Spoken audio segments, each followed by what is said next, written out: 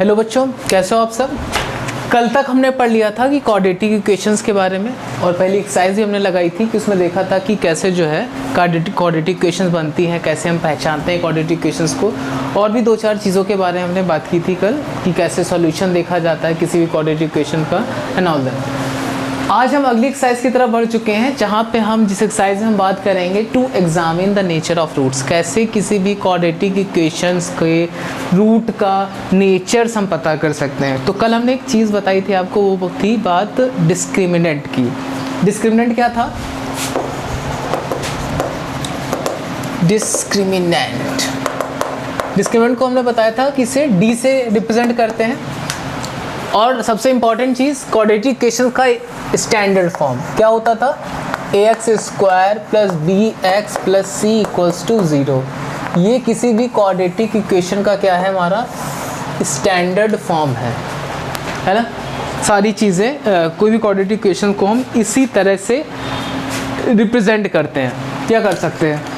ठीक है, आज हम बात करेंगे नेचर ऑफ रूट्स के बारे में। तो उसके लिए हमें डिस्क्रिमिनेंट की ज़रूरत पड़ेगी। डिस्क्रिमिनेंट होता क्या है? d = b² - 4ac। ठीक है, इसको हम इस फॉर्मूले से निकाल सकते हैं, b² - 4ac की तरह से। कल हमने बताया भी था।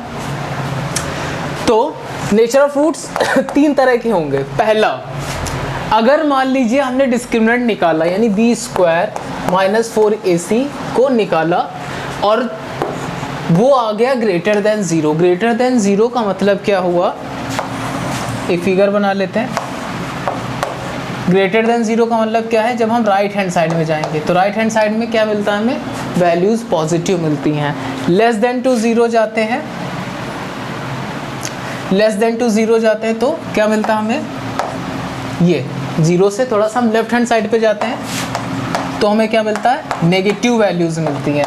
ठीक है ना। राइट हैंड साइड जब जाते हैं 0 से थोड़ा आगे तो पॉजिटिव वैल्यू मिलती है।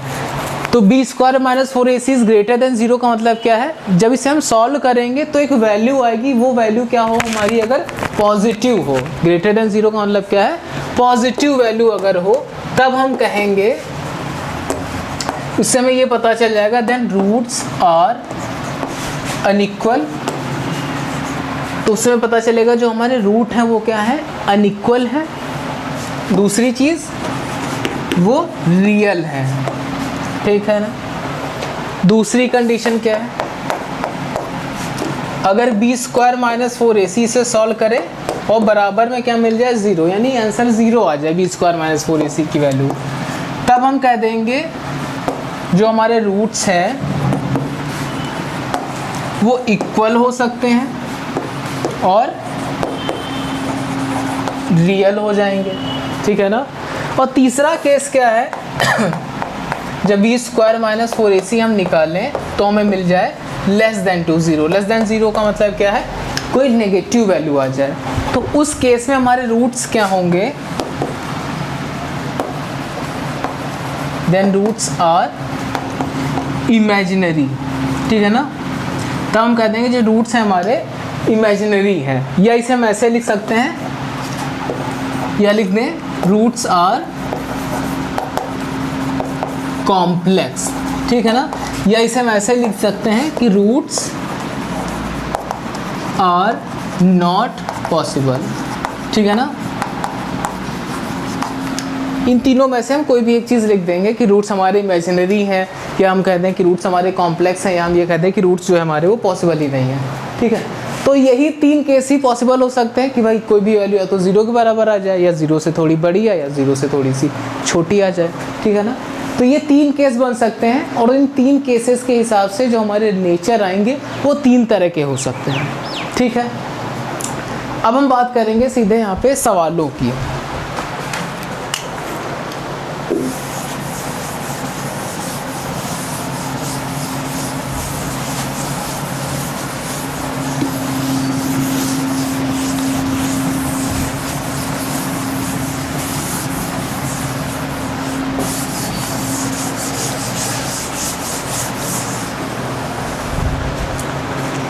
सवाल कैसे?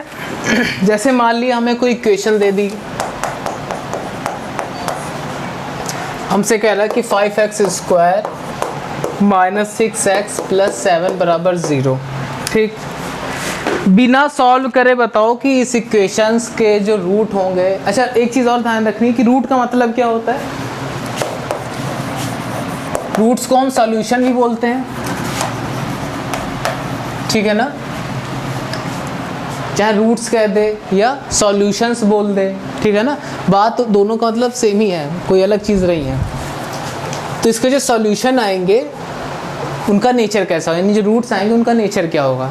पहले तो हम कंपेयर करा लें अपनी स्टैंडर्ड फॉर्म से, उससे हमें पता चल गया a की वैल्यू कितनी है 5, b की वैल्यू कितनी है -6 और c की वैल्यू कितनी है हमारी 7। अब हम निकालेंगे क्या यहाँ से, b² माइनस का 4ac निकालेंगे।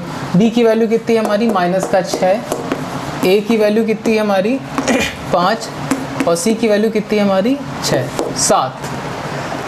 ये हो गया 36, 5 चौको 20 और ये हो गया 140।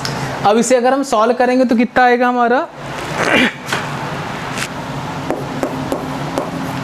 -104। -104 का मतलब क्या हुआ, ये नेगेटिव वैल्यू दे रखी है। इसका मतलब क्या हुआ, this implies that b² minus 4ac क्या हो गया, <<2 0 आ गया। और जब <<2 0 आता है उसका मतलब क्या होता है, जो हमारे रूट्स होते हैं वो क्या होंगे, हमारे कॉम्प्लेक्स होंगे या इमेजिनरी होंगे या नॉट पॉसिबल होंगे। तो हम लिख देंगे रूट्स आर कॉम्प्लेक्स। समझ में आ गया ना। तो इस तरह से हमें सवालों को देखना है। एक और क्वेश्चन ले लेते हैं।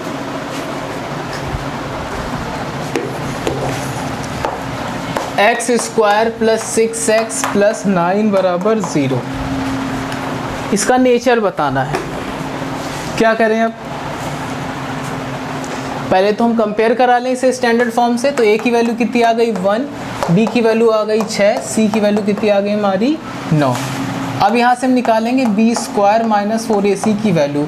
b की वैल्यू कितनी हमारी 6 है, a की वैल्यू 1 है, c की वैल्यू 9 है। 6 का स्क्वायर 36, 9 चौक 36, 36 में से 36 का कितना बचा, 0 बचा। ठीक है, अब इसका मतलब क्या हुआ, this implies that b² minus 4ac की वैल्यू कितनी आ गई 0। और जब b² माइनस 4ac 0 आता है उसका मतलब क्या होता है, रूट्स हमारे क्या होते हैं, इक्वल होते हैं। This implies that roots are equal, और क्या होंगे हमारे इक्वल होने के साथ साथ रियल भी होंगे। ठीक है ना, तो ये हो गया हमारा इक्वल के साथ साथ रियल भी। ठीक है, तो इस तरह से हमने क्वेश्चंस लगाने हैं। इसके अलावा भी कुछ तरह के क्वेश्चंस पूछ देता है, जैसे कि इसे बिगाड़ देते हैं पहले।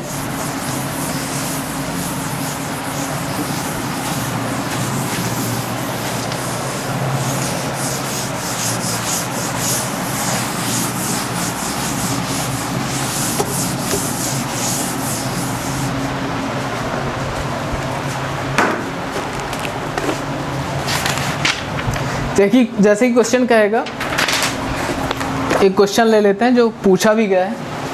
क्वेश्चन नंबर 5वां कह रहा है कि find the value of k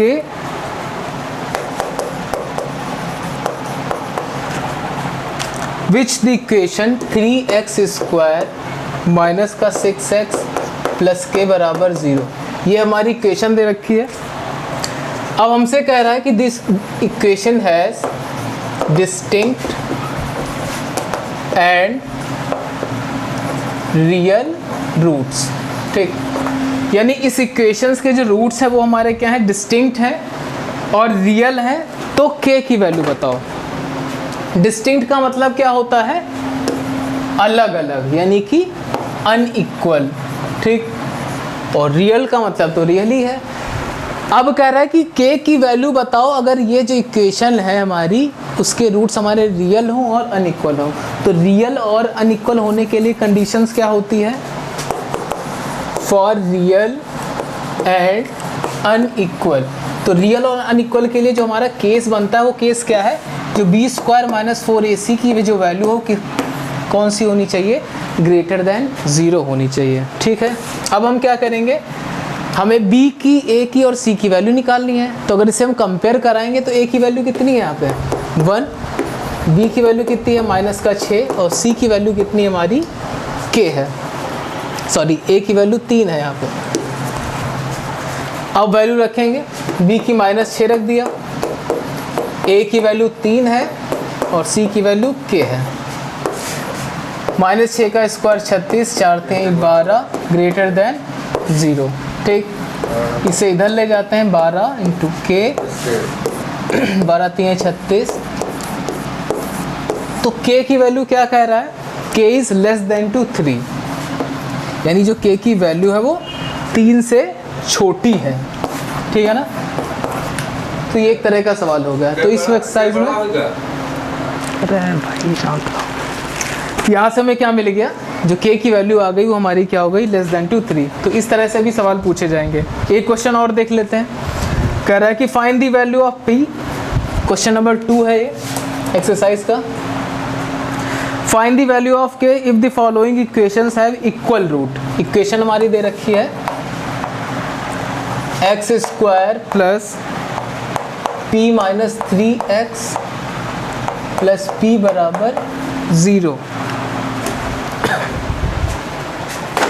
condition क्या दे रखी है हमारी यहाँ पे कि जो इक्वेशन है हमारी उसके रूट्स क्या हैं, इक्वल हैं। अच्छा, इक्वल रूट कब होते हैं, फॉर इक्वल रूट्स हमें कंडीशन मालूम है कि जो b² - 4ac की वैल्यू होती है किसके बराबर होती है, 0 के बराबर। b की जगह क्या दे रखा है, p माइनस 3, a की जगह 1 है, c की जगह p है। a माइनस बी का होल स्क्वायर खोलेंगे तो a² plus b² minus 6x और ये हो गया माइनस का 4p। अब यहाँ से क्या मिलेगा, p² प्लस 9 और 6 और 4 10। अब इसके हमें क्या कर लेने हैं, फैक्टर कर लेने हैं। ठीक, 9 के ऐसे फैक्टर करो कि ये हो गया p² माइनस का 10p प्लस 9 बराबर 0। 9 के ऐसे फैक्टर करो कि जोड़ने पे 10 आए, तो 9 एकम 9, 9 और 1 10 हो गया। माइनस का 9p माइनस का p प्लस का 9 बराबर 0। p कॉमन ले लिया तो p माइनस 9 हो गया, माइनस कॉमन ले लिया p माइनस 9 हो गया। और सॉल्व किया तो p माइनस 9 कॉमन ले लिया और p माइनस 1 बराबर 0। तो यहाँ से p की वैल्यू एक 1 आ गई और दूसरी p की वैल्यू आ गई हमारी 9। सही है, तो इस हिसाब से हमें 5.b की क्वेश्चंस लगाने हैं। ठीक है, क्वेश्चंस आपको डिस्क्रिप्शन में दे दिए जाएंगे, व्हाट्सएप ग्रुप पे दे दिए जाएंगे। आप वहाँ पे जो भी आपकी क्वेरीज हो वहाँ पे आपको पूछना है और ये पूरी एक्सरसाइज आपको लगानी है।